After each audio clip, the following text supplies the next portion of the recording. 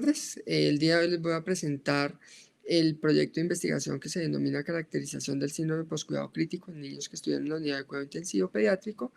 en una unidad de Bogotá. El síndrome de poscuidado crítico es el impacto que tiene el tránsito del sujeto por la unidad de cuidado crítico sobre su salud física, cognitiva, emocional y social. Y son justamente esas alteraciones que sabemos que suceden luego de haber experimentado la enfermedad crítica y el tratamiento frente a la enfermedad crítica. Y son indicadores y son aspectos que queremos medir como investigadores, dado que no es suficiente hoy en día pensar solo cuántos salen con vida o sin vida, sino debemos tener una información mucho más detallada de cómo salen y cuáles son las características con las que salen los pacientes de la unidad de cuidado crítico. Entonces, hoy los resultados parciales serán en torno a la salud física y a la salud emocional, pero les hablaré del proyecto en general. La pregunta de investigación era contestar básicamente cuáles son las características más frecuentes del síndrome de poscuidado crítico en niños que experimentan una estancia en la unidad de cuidado intensivo pediátrico, que se va a enfocar con trazabilidad hacia lo que ya les conté del síndrome, describir el síndrome en grande, pero de forma adicional conocer las principales afecciones físicas, las emocionales, encontrar las variables vinculadas a algún impacto emocional y comprender cuáles son esos cambios de la salud social que se dan en la familia y en el paciente. Y en ese camino, pues, describir unas variables clínicamente importantes y sociodemográficamente importantes. La salud física será medida con Medical Research Council, o fue medida con Medical Research Council. Lo que pasa es que el estudio no ha terminado, entonces seguimos midiendo pacientes. La parte cognitiva se está midiendo con PCAM-IQ, que es validado para Colombia. La parte emocional se tuvo en cuenta la escala Sofía para mirar síndrome de abstinencia, CDI para mirar síntomas de depresión, y también identificamos grados de ansiedad con las escalas faciales. La parte social la vamos a identificar, las venimos identificando con entrevistas a profundidad y semiestructuradas. La primera fase es netamente descriptiva, un estudio de corte transversal, y la fase para el objetivo número 4 tiene que ver con un componente cualitativo, es decir, esto se configura como un estudio mixto.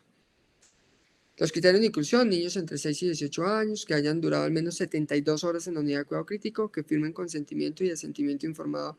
si es pertinente. Y criterios de exclusión serán aquellos niños que tienen enfermedades crónicas, oncológicas, o que ya hayan, o reingresos, que ya hayan estado en la unidad de cuidado crítico. Las fuentes de la información son la historia clínica, formatos de egreso y el examen físico y el formato de recolección de datos que fueron diseñados por los investigadores.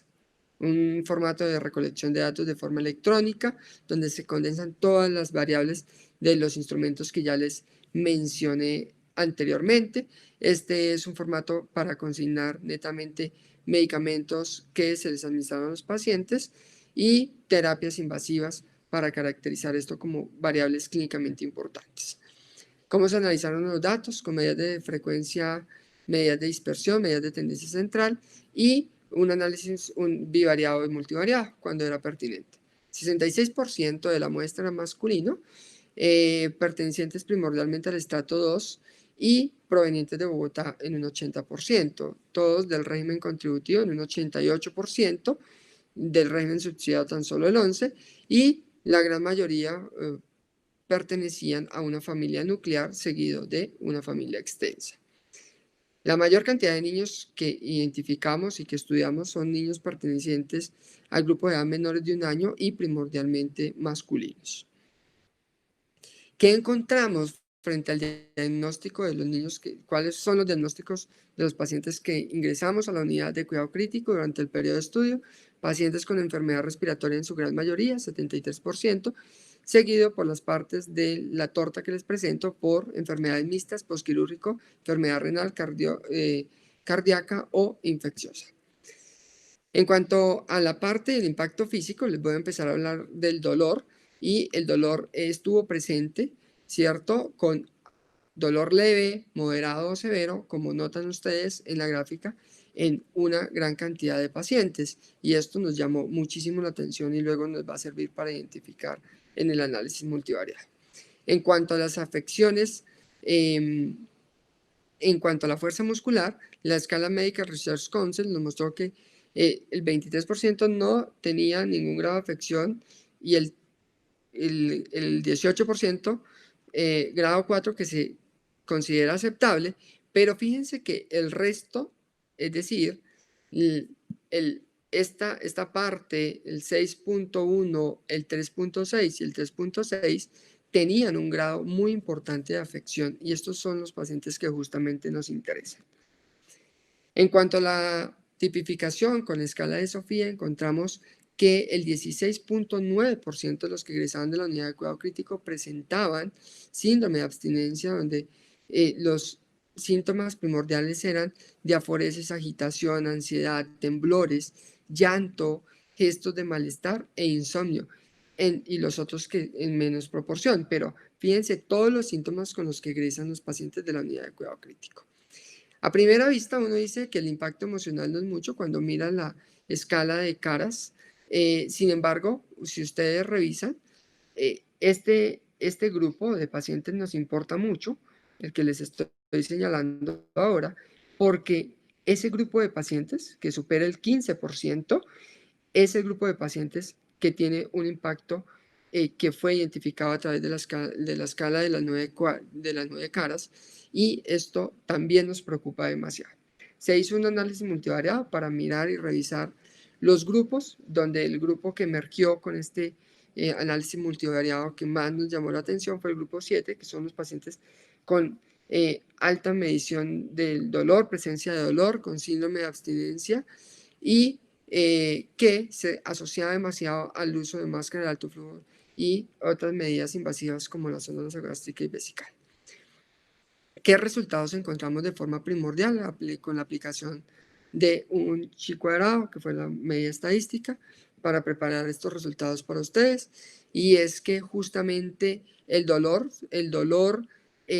las dosis acumuladas altas de midazolam y las dosis de opioides y de benzodiazepinas puntualmente, y la presencia de sondas, se encontraba